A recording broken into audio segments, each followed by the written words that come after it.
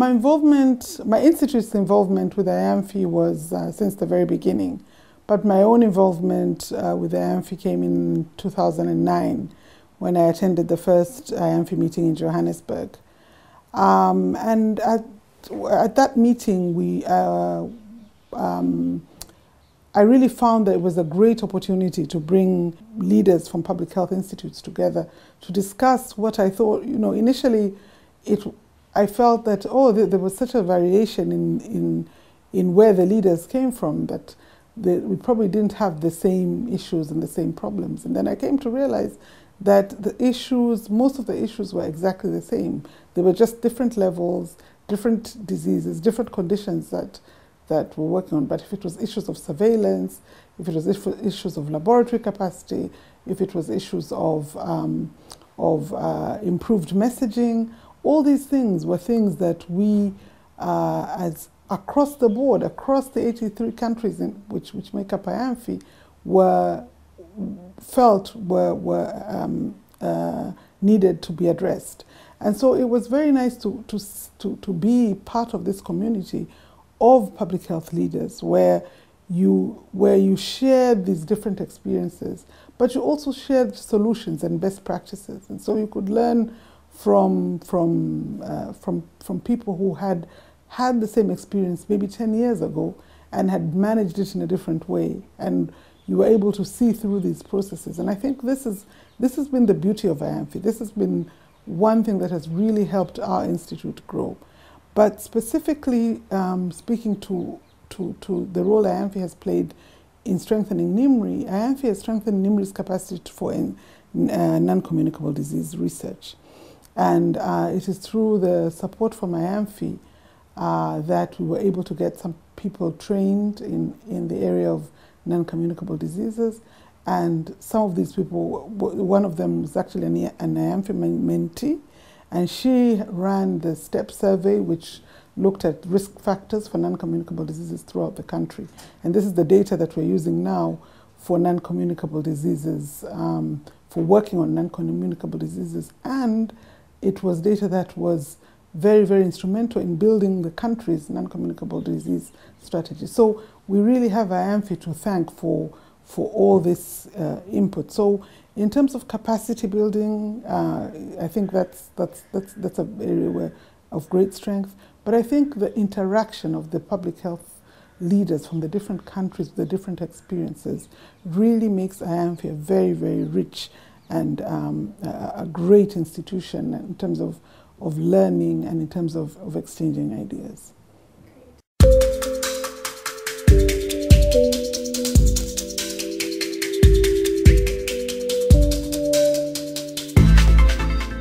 I think public health is a very male-dominated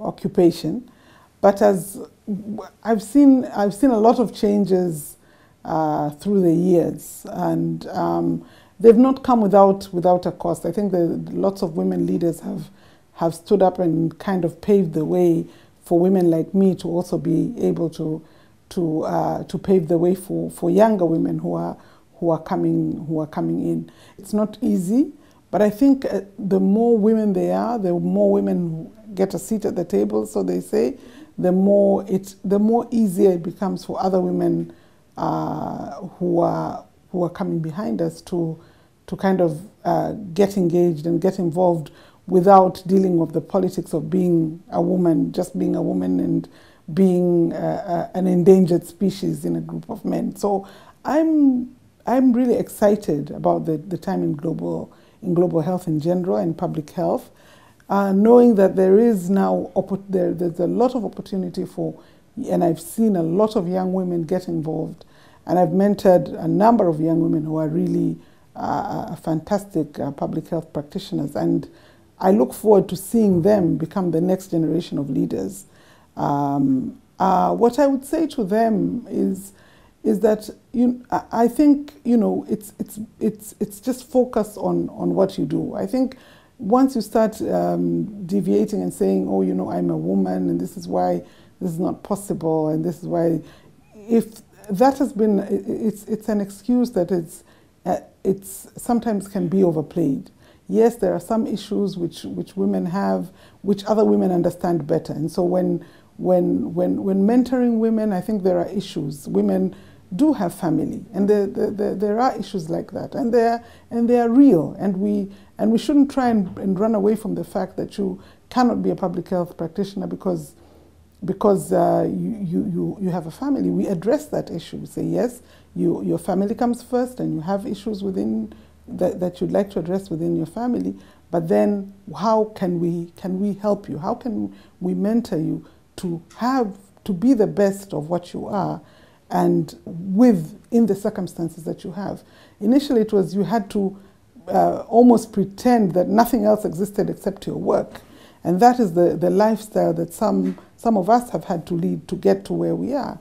But I think for other women, what we hope that they will be able to get from our experiences is that we will be more understanding of what they are going through. And so if they have issues and they have particular issues which are, and I don't like to say, because men have them too, but I mean there are some issues which are specific to women when it comes to particularly in Africa, when it comes to looking after the children.